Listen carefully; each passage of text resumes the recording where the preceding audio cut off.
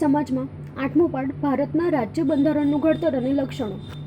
ભારતના નાગરિક હોવાથી આપણને એ વસ્તુનું જ્ઞાન હોવું જ જોઈએ કે બંધારણ એટલે શું, બંધારણની રચના કઈ રીતે થઈ છે, શેનો સમાવેશ કરવામાં આવે છે, આ બધું જાણ હોવું જરૂરી છે. આ બધું ખબર હોય તો જ આપણે સાચા નાગરિક ગણાઈએ, કારણ કે આના જ્ઞાન વગર આપણે સારી રીતે સરકારને નિશ્ચિત કરી શકતી નથી, નિર્ણય નથી લઈ શકતા કે કઈ સરકાર સારી છે જે વધારે સારી રીતે શાસન કરશે અને કયા કયા નિયમો અને કાયદાના આધારે આપણે બંધારણની રચના કરવામાં આવી છે અને બધા અનુચ્છેદો બનાવવામાં આવ્યા છે. સૌથી પહેલો જ તમને સવાલ પૂછાય, બંધારણનો અર્થ એટલે શું? જે અહીંયા આગળ આપ્યું છે કે કોઈપણ દેશનું શાસન ચલાવવા માટે ઘડવામાં આવેલા નિયમોનો વ્યવસ્થિત સંગ્રહને દેશનું બંધારણ કહે છે. એટલે યાદ રાખજો, સૌથી ઇમ્પોર્ટન્ટ શબ્દો કયા કયા છે? શાસન ચલાવવા માટે ઘડવામાં આવેલા નિયમો, એનું વ્યવસ્થિત સંગ્રહને શું કહેવાશે? દેશનું બંધારણ. વિશ્વનું સૌથી મોટું બંધારણ ભારત પાસે છે, એ પણ લેખિત સ્વરૂપમાં છે. એટલે 1 માર્કનો આવો સવાલ બને છે. 2 માર્કનો સવાલ આવો બની શકે, બંધારણનું મહત્ત્વ સમજાવો. બંધારણ કેમ જરૂરી છે? તમને લોકો વિચારી લો, ટ્રાફિકના નિયમો જ ના હોત, બરોબર? રેડ સિગ્નલ ઉપર ઊભા રહેવું જોઈએ, ગ્રીન સિગ્નલ થાય એટલે વ્હીકલ ચાલુ કરી અને નીકળવું જોઈએ, આવા કોઈ પણ પ્રકારના નિયમો કાયદા હોત નહીં તો શું વ્યવસ્થા હોત ભારતની? ભારતનું તંત્ર યોગ્ય રીતે ચાલી શકત? એટલે બંધારણ જરૂરી છે. બંધારણના આધારે નિયમો અને કાયદા બને છે, જેથી લોકો તેનું પાલન કરે છે અને વ્યવસ્થા દેશની જળવાય છે. એટલે કીધું કે બંધારણ દેશનો પાયાનો અને મહત્ત્વનો દસ્તાવેજ છે. બંધારણની જોગવાઈના આધારે દેશમાં કાયદા ઘડવામાં આવે છે, કાયદા બનાવવામાં આવે છે. આ કાયદાઓ બંધારણને સુસંગત અને બંધારણની જોગવાઈના આધીન જ હોવા જોઈએ. કાયદા પણ જે નવા બને છે તે બંધારણના આધારે જ બને છે. બંધારણ કાયદાથી સર્વોપરી છે, એટલે કે જે બંધારણીય કાયદાથી પણ ઉપર છે, સર્વોપરી છે. બંધારણમાં સમયાંતરે બદલાતી જતી લોકોની જરૂરિયાત, અપેક્ષા, આકાંક્ષા, ઈચ્છા અને લોકોની ઉચ્ચ ભાવનાઓનો પડઘો હોય છે. તેથી જ બંધારણને જીવંત અને મૂળભૂત દસ્તાવેજ કહેવાય છે. 1 માર્કનો સવાલ પૂછાય કે બંધારણને જીવંત અને મૂળભૂત દસ્તાવેજ કહેવાય છે, શા માટે? તો આ જવાબ આવી શકે કે બંધારણમાં સમયાંતરે બદલાતી જતી લોકોની જરૂરિયાત, અપેક્ષા, આકાંક્ષા, ઈચ્છા અને લોકોના ઉચ્ચ સ્વભાવનો પડઘો છે, જેના લીધે આ જીવંત અને મૂળભૂત દસ્તાવેજ છે. તમને ખબર હશે કે બંધારણના આધારે જ ઘણા બધા કાયદા હમણાં જ આ વર્ષે બદલાયા છે. 2-3 વર્ષથી આપણે જોઈએ છે કે ઘણા બધા બદલાવ આપણા દેશમાં જોવા મળે છે. જેમ કે કાશ્મીરમાંથી 370 કલમ હટાવવામાં આવી છે. ટ્રિપલ તલાકનો મુદ્દો મુસલમાન સ્ત્રીઓ માટે ઘણો જ વિકરાળ હતો, ઘણો દુઃખી કરતો હતો, તે પણ હટાવવામાં આવ્યું છે. તો આ બધું બંધારણને આધીન જ કરવામાં આવ્યું છે. હવે 5 માર્કનો મોસ્ટ ઇમ્પોર્ટન્ટ સવાલ છે, બંધારણની ઘડતર પ્રક્રિયા. કેવી રીતે બંધારણ ઘડાયું? આની માહિતી તમે ઓલરેડી ગયા સેમિસ્ટરમાં અને ઇવન ગયા સ્ટાન્ડર્ડ્સમાં પણ તમે મેળવી લીધી છે કે બંધારણની રચનામાં કેટલા સભ્યો હતા, કોણ અધ્યક્ષ હતું. તમે શીખી ગયા છો કે બંધારણના અધ્યક્ષ તો ડૉક્ટર રાજેન્દ્ર પ્રસાદ હતા, વડા સમિતિના અધ્યક્ષ ડૉક્ટર ભીમરાવ આંબેડકર હતા. થોડી વધારે વિગત છે અહીંયા આગળ. આઝાદી પહેલાં તમને ખબર છે કે બ્રિટિશ સરકારનું શાસન હતું. 25મી માર્ચ 1946ના રોજ 3 સભ્યોમાં કેબિનેટ મિશનમાં ભારતમાં આઝાદીનો ઉકેલ શોધવાનું કાર્ય સોંપવામાં આવ્યું. એટલે ભારતને આઝાદી આપવા માટેનું કાર્ય સોંપવામાં આવ્યું. તેમાં બંધારણના ઘડતર અંગેનું માળખું ઘડવા માટે બંધારણ સભાની રચના કરવામાં આવી, બંધારણ સભા બનાવવામાં આવી. તેની અંદર 389 સભ્યો હતા, જેમાં જુદી જુદી ધર્મ, જાતિ, કોમ, લિંગ અને ભૌગોલિક પ્રદેશની વ્યક્તિઓ, રાજકીય પક્ષના પ્રતિનિધિ તેમજ વિવિધ ક્ષેત્રની તજજ્ઞ એટલે નિષ્ણાત વ્યક્તિઓનો સમાવેશ કરવામાં આવ્યો હતો. આમ બધાનો સમાવેશ થઈ અને કેટલા સભ્યો હતા? 389. 1 માર્કનો સવાલ બને છે. સભ્યોની યાદી આપી છે. 1 માર્કનો સવાલ પૂછે કે કયા કયા મહત્ત્વના સભ્યોનો સમાવેશ થાય છે, તો નામ ખાસ યાદ રાખજો. કોણ કોણ છે? તો Jawaharlal Nehru, Sardar Vallabhbhai Patel, Maulana Abul Kalam Azad, Shyama Prasad Mukherjee, HP Modi, HV Kamath, Frank Anthony, Kanaiyalal Munshi, Krishnaswami Ayyangar, Baldev Singh તથા મહિલા પ્રતિનિધિઓમાં સરોજિની નાયડુ, વિજયલક્ષ્મી પંડિત વગેરે વ્યક્તિનો સમાવેશ થાય છે. પહેલાં જ આપણે વાત કરી, બંધારણ સભાના અધ્યક્ષ હતા રાજેન્દ્ર પ્રસાદ, અને આ ડૉક્ટર રાજેન્દ્ર પ્રસાદ છે જે આપણે સૌથી પહેલાં રાષ્ટ્રપતિ હતા. બંધારણના ખરડા સમિતિના અધ્યક્ષમાં ડૉક્ટર ભીમરાવ આંબેડકર હતા. આ બંધારણ સભાએ કામગીરીની શરૂઆત 9મી ડિસેમ્બર 1946થી કરી હતી. બંધારણ સભાએ 2 વર્ષ 11 માસ અને 18 દિવસમાં મળીને 166 બેઠકમાં કામગીરી પૂર્ણ કરી. એટલે 166 બેઠકો મળી. કેટલા વર્ષ? 2 વર્ષ 11 માસ અને 18 દિવસમાં. અને આ પ્રક્રિયા આખી પૂર્ણ કરી, કામગીરી પૂર્ણ કરીને બંધારણ રચાયું હતું. જુદા જુદા દેશોના બંધારણના મહત્ત્વના લક્ષણોનો અભ્યાસ કરી, ચર્ચા વિચારણા કરીને બંધારણને આખરી સ્વરૂપ આપ્યું હતું. ઘણી બધી ચર્ચા વિચારણા કરવામાં આવી હતી. અને આ ચર્ચા વિચારણાના અંતે આખરી સ્વરૂપ આપવામાં આવ્યું હતું. ખાસ મોસ્ટ ઇમ્પોર્ટન્ટ પોઈન્ટ આવશે અહીંયા આગળ, યાદ રાખજો. જ્યારે પહેલું બંધારણ થયું ત્યારે પ્રથમ 295 અનુચ્છેદ હતા અને 8 પરિશિષ્ટ હતા. સુધારા થયા અને 295માંથી સંખ્યા વધારીને 395 અનુચ્છેદ એટલે કે આર્ટિકલ્સ થઈ ગયા અને પરિશિષ્ટ 8 હતા તેના 9 થયા અને બંધારણ નિશ્ચિત સ્વરૂપમાં આવી ગયું. 26મી નવેમ્બર 1949ના રોજ બંધારણ સભામાં બંધારણ સર્વ અનુમતિથી, બધાની અનુમતિથી પસાર કરવામાં આવ્યું. 26 જાન્યુઆરી 1950થી અમલમાં આવ્યા. તો આપણને ખબર જ છે, જેના લીધે જ આપણે પ્રજાસત્તાક રાષ્ટ્ર બન્યા અને આ દિવસની 26મી જાન્યુઆરીને પ્રજાસત્તાક દિન તરીકે ઉજવીએ છીએ. ભારતના બંધારણમાં રાષ્ટ્ર ચિહ્ન તરીકે 4 સિંહોની આકૃતિ છે. મુખ આકૃતિ, મોઢાની જે આકૃતિ છે તે 4 સિંહોની છે, પણ આપણને 3 જ દેખાય છે, એક સિંહ પાછળ છે, બરોબર. એ 4 સિંહોની મુખાકૃતિ લીધી છે અને રાષ્ટ્રસૂત્ર આપણને ખબર જ છે, સત્યમેવ જયતેને ઘોષિત કરવામાં આવ્યું છે. આપણા બંધારણમાં શાનો સમાવેશ થાય છે તો દેખજો, મૂળભૂત હકો, ફરજો, રાજ્ય નીતિના માર્ગદર્શક સિદ્ધાંતો, રાજ્યની નીતિ કઈ રીતે હોવી જોઈએ તેનું માર્ગદર્શન આપતા સિદ્ધાંતો લખવામાં આવ્યા છે. સરકારના અંગો, તેના કાર્યો, વહીવટી કેટલીક સૂચના, ન્યાયતંત્રની વ્યવસ્થા, બધી જ બાબતોનો સમાવેશ કર્યો છે. સરકારના અંગો તમે પહેલા ધોરણોમાં શીખી ગયા છો. કેન્દ્ર સરકાર છે, સંઘ સરકાર કહેવાય છે, રાજ્ય સરકાર છે, આ બધી માહિતી મેળવી લીધી છે તમે. મુખ્યમંત્રીનું કાર્ય, વડાપ્રધાન વગેરેના વિભાગો પણ તમે જોઈ લીધા છે. આપણું બંધારણ, ભારતનું બંધારણ વિશ્વનું સૌથી મોટું વિસ્તૃત અને વિશદ લેખિત દસ્તાવેજ ગણાય છે.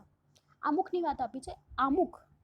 આમુખ બંધારણનું પ્રારંભિક હાર્દ સ્વરૂપ અને વિશિષ્ટ સ્થાન ધરાવતું તત્વ છે. આમુખ એ શું છે તો સમજો. આખું બંધારણ રચાયું છે તે તો ખૂબ જ મોટું છે, પણ એનું હાર્દ સ્વરૂપ છે, મુખ્ય સ્વરૂપ છે, જેને ટૂંકમાં દર્શાવ્યું છે આમુખમાં. આ તમને લોકોને જાણ નથી. આમુખની રચના જવાહરલાલ નહેરુએ કરી છે. આમુખમાં દર્શાવેલા શબ્દો પરથી આમુખ બંધારણનો આત્મા હોવાની પ્રતીતિ થાય છે. એટલે આપણું બંધારણ શેના આધારે રચાયું છે તેની માહિતી આમુખમાં આપવામાં આવે છે. દેખો, આ આમુખ છે. આ જે બ્લેક શબ્દો છે એ કર્યા છે ને, આમુખ આ જ રીતે આ જ પેજમાં લખાયેલું છે. જવાહરલાલ નહેરુએ આની રચના કરી હતી. ન્યાય દેખાય છે ઘાટા અક્ષરોમાં, સ્વતંત્રતા, સમાનતા, બંધુતા. એટલે આપણે આ 4 સિદ્ધાંતના આધારે જ આમુખની રચના થઈ છે. એ બધાને સ્વતંત્રતા, સમાનતાની તકો આપીએ અને બંધુતા જાળવીએ. અહીંયા લખ્યું છે 26 નવેમ્બર 1949 માગશર સુદ 7 વિક્રમ સંવત 2004 ના રોજ સંવિધાન અપનાવવામાં આવ્યું અને અધિનિયમિત કરી અને એમને પોતાની જાતને અર્પિત કરી છે. અમલ ક્યારે કર્યો તમને ખબર જ છે, 26મી જાન્યુઆરીએ 1950.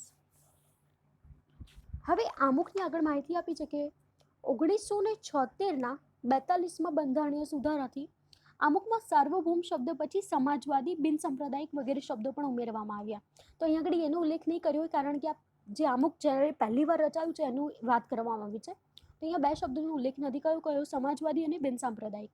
આ ઉપરાંત રાષ્ટ્રીય એકતા અને રાષ્ટ્રની અખંડિતતાઓ શબ્દો પણ આમુખની અંદર ઉમેરવામાં આવ્યા છે. એટલે આપણું ભારત દેશનું બંધારણ આ શબ્દોના આધારે કાર્ય કરે છે. આમુખ બંધારણના મૂળભૂત હેતુ, ધ્યેય, આદર્શ તેમજ સિદ્ધાંતોને વાચા આપે છે, વાણી આપે છે. આમુખ બંધારણના ઉદ્દેશો થકી ભારતમાં કલ્યાણ રાજ સ્થાપવાની ઉચ્ચ ભાવના અને આદર્શને સિદ્ધ કરવા ઈચ્છે છે એવું સ્પષ્ટ કરે છે. આ બધા સવાલો એક્ઝામમાં પૂછાય, ખાલી જગ્યામાં ખાસ પૂછાય કે આમુખ ખાલી જગ્યા સ્થાપવા ઉચ્ચ ભાવના અને આદર્શો સિદ્ધ કરે છે તો શું સ્થાપવા માટે ભારતમાં કલ્યાણ રાજ. એટલે અહીંયા આગળ એક લીટીએ પ્રશ્નો બને છે, એટલે ધ્યાન આપજો. ઘણું સરળ પાઠ છે.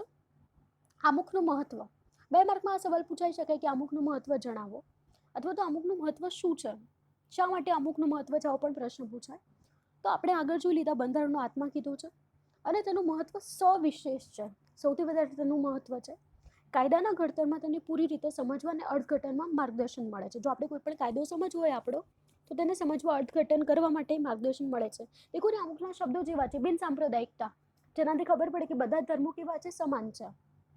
આમ આમુખના આધારે જ આપણને ઘણું બધું અર્થઘટનને માર્ગદર્શન સમજવામાં મળી જાય છે.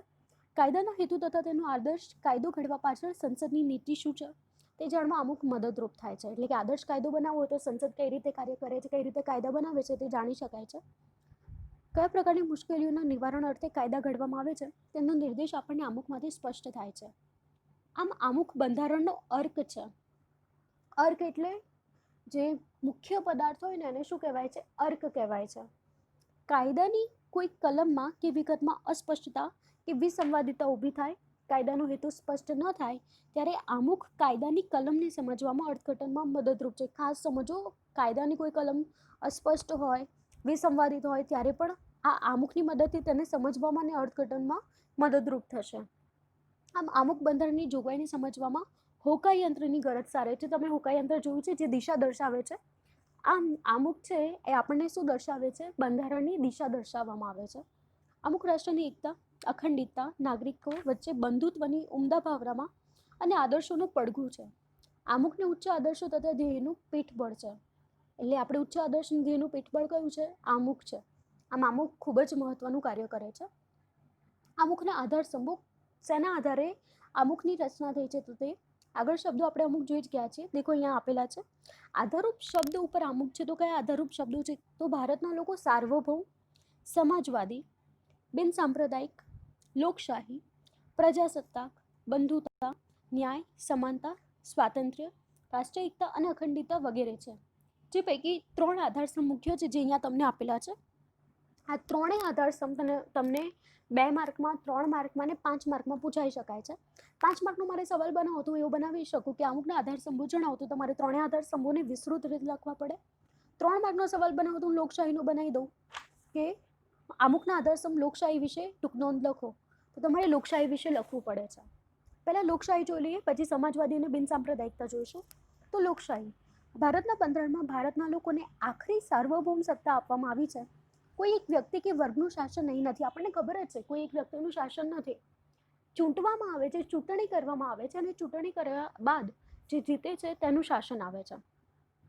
પરંતુ સત્તાની અંતિમ બાગડોર તો લોકોના હાથમાં જ છે. બધી સત્તા કોના હાથમાં છે? લોકોના હાથમાં, કે જ્યાં બહુમતી હશે તેનો વિજય થશે અને તે સત્તા પર આવે છે. લોકશાહી, ડેમોક્રેસી, મૂળ શબ્દ ગ્રીક છે ડેમોસ એટલે કે લોકો, અને ડેમોક્રેસી છે તો ક્રેટોસ એટલે કે સત્તા પરથી ઉતરી આવ્યો છે. ઇંગ્લિશમાં ડેમોક્રેસી કહેવાય છે. અને જેમ આપણે હિન્દી છે, ગુજરાતી છે, મૂળ ભાષા આપણી સંસ્કૃત છે ને, એ રીતે અંગ્રેજી ભાષા, ઇંગ્લિશ ભાષા મૂળ ગ્રીક ઉપરથી લેવામાં આવી છે.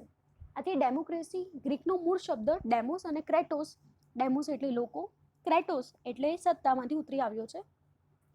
રાજ્ય સત્તા અમુક વ્યક્તિઓના હાથમાં નિરંકુશ રીતે સ્થાપિત થયેલી નથી, પરંતુ લોકોના હાથમાં છે. એટલે કે જે રાજ્યની સત્તા અમુક લોકોના હાથમાં નિરંકુશ, અંકુશ વગર સ્થાપિત થયેલી જ નથી, લોકોના હાથમાં છે જ નહીં.